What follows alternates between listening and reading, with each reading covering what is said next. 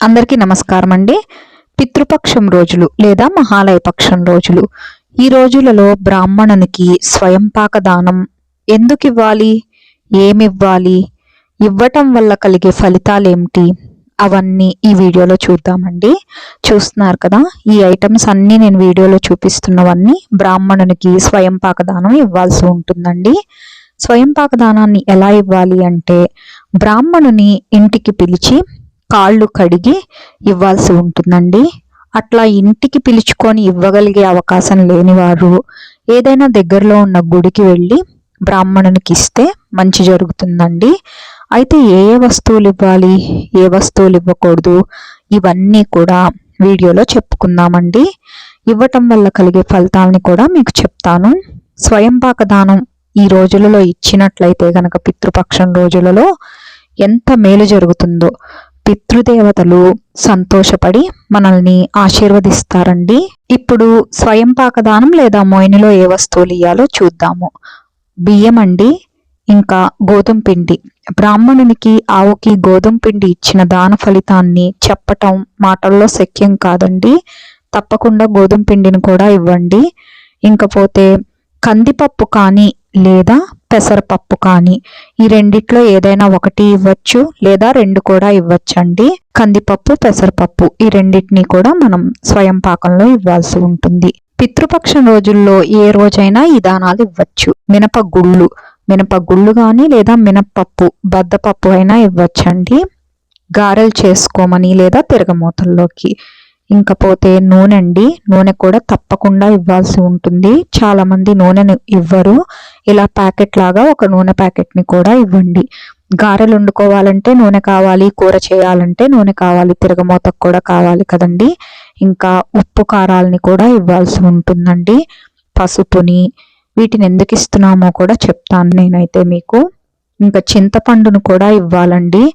చింతపండు ఎందుకు ఇచ్చాము అంటే, కదంబం కానీ లేదా కలగూర గంప కానీ చేసుకోమని, సాంబారు రసం చేసుకోమని ఇస్తాము చింతపండు. ఇంకా ఆవాలు, ఇంకా జీలకర్రని కూడా ఇవ్వాల్సి ఉంటుందండి. తిరగమూత గింజల్లో ఆవాలు జీలకర్ర కావాలి కదా. పచ్చిశనగపప్పు ప్యాకెట్ నేనైతే చూపించలేదు, పచ్చిశనగపప్పు కూడా ఇవ్వండి. ఇంకా బెల్లం అండి, అన్నం పరవాణం చేసుకోమని ఇలా బెల్లాన్ని ఇవ్వాల్సి ఉంటుంది. మనము లేదు సాంబారు పులుసు లాంటివి చేసుకున్నప్పుడు అందులో కొంత తీపి భాగం వేసుకుంటాం కాబట్టి బెల్లాన్ని కూడా ఇవ్వాల్సి ఉంటుంది. ఇలా ఈ విధంగా ఈ వస్తువులన్నిటినీ ఇవ్వాల్సి ఉంటుందండి. ఒక కుటుంబం లేదా ఒక బ్రాహ్మణుడు ఒక పూట లేదా ఒక రోజు తినటానికి సరిపడలా ఉండేలాగా సరుకునివ్వాల్సి ఉంటుందండి. చిన్న చిన్న కొద్దిగా పొట్లాల్లా కాకుండా కొంచెం ఒక పూట ఒక రోజు తినేలాగా మంచిగా ప్యాకింగ్ చేసి ఇవ్వండి. వాళ్ళు సంతృప్తి చెందుతారు, మిమ్మల్ని ఎంతో ఆనందంగా దీవిస్తారండి. ఇంకా ఇలా సరుకులే కాక కూరలు కూడా ఇవ్వాలండి. సొరకాయ లేదా దోసకాయ రెండు కూడా ఇవ్వచ్చు. వంకాయలు, బెండకాయలు, దొండకాయలు, టమాటోలు, పచ్చిమిరపకాయలు, ఇంకా గుమ్మడికాయ దానం బ్రాహ్మణుడికి మంచి విశిష్ట ఫలితాన్ని ఇస్తుంది. దాన్ని కూడా ఇవ్వచ్చు. సంవత్సరానికి ఒకసారి మన పితృదేవతలను తలుచుకుంటూ ఇచ్చే ఈ పితృపక్షం రోజుల్లోని స్వయంపాక దానాన్ని తప్పకుండా ఇవ్వండి. మిస్ చేసుకోకండి, వారు సంతృప్తి చెందుతారు. కొబ్బరికాయని కూడా ఇస్తే పూర్ణ ఫలం కదండి, చాలా మంచి జరుగుతుంది. అందుకని ఒక కొబ్బరికాయను కూడా దానంలో పెట్టి ఇవ్వండి. ఇంకా పండ్ల విషయానికి వస్తే తాంబూలంలో అరటి పండ్లు పెట్టాలి కాబట్టి అరటి పండ్లు, బత్తాయి పండ్లు, జామ పండ్లు, ఋతుఫలాలన్నింటినీ పండ్ల కింద మనం దానంగా ఇవ్వవచ్చండి. ఇవి మహాలయం కలిగిన రోజులు, మన పితృదేవతలందరినీ ఒకేసారి సంతృప్తి పరచగలిగిన రోజులు కాబట్టి తర్పణాలు వదలటం, దానాలు ఇవ్వటం, గోసేవ ఇలాంటి మంచి కార్యాలన్నింటినీ చేసి వారి ఆశీర్వాదాలు పొందండి. అయితే పంచ కానీ టవల్ కానీ ఇవ్వండి. పంచా ఉత్తరీయం కానీ లేదా పంచా ఉత్తరీయం తీసుకోగల శక్తి లేకపోతే కనీసం ఒక కర్చీఫ్ కానీ ఒక టవల్నైనా ఇవ్వండి. అయితే ఈ పంచ పైన తాంబూలాన్ని పెట్టి ఇవ్వండి. ఇట్లా ఆకులు, వక్క, అరటి పండ్లు, దక్షిణ మీకు తోచినంత దక్షిణ ఇవ్వండి. వాళ్ళు గాయత్రి చేసుకుంటారు కదా, మనకి చాలా మంచి జరుగుతుందండి దక్షిణ పెట్టి ఇస్తే. మరి రూపాయి 2 రూపాయలు కాకుండా కాస్త మన మోయిన అందుకున్నందుకు కృతజ్ఞతగా ఇవ్వండి. ఎంతో కొంత మన శక్తి కొలది ఇవ్వచ్చు. ప్యాకెట్లలో చూపించాను కదండి, ఇప్పుడు విడిగా చూపిస్తున్నాను. కనీసంలో కనీసం వీటినన్నా ఇవ్వండి. బియ్యము, కందిపప్పు లేదా పెసరపప్పు, పచ్చిశనగపప్పు, మినపగుళ్ళు, బెల్లము, చింతపండు, ఉప్పు, పసుపు, కారము, ఆవాలు, జీలకర్ర, నూనె అండి.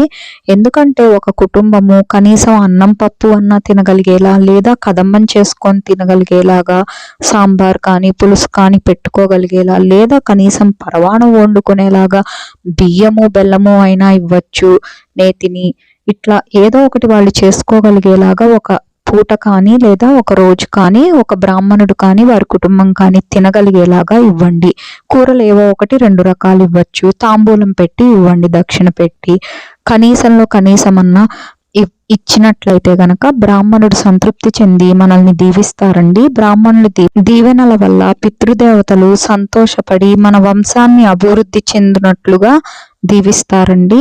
సంవత్సరానికి ఒక్కసారి వచ్చే ఈ పితృపక్షం రోజులని మిస్ కాకుండా తప్పకుండా స్వయంపాక దానాన్ని బ్రాహ్మణునికి ఇచ్చి పితృదేవతల సంతృప్తిని దీవెనలను పొందగలరండి.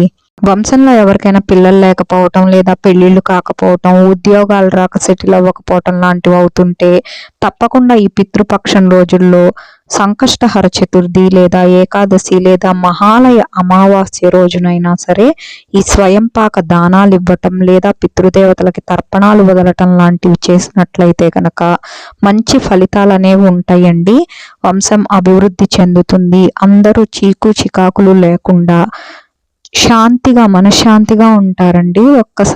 ఒక్క సంవత్సరాన్న ఇచ్చి చూడండి.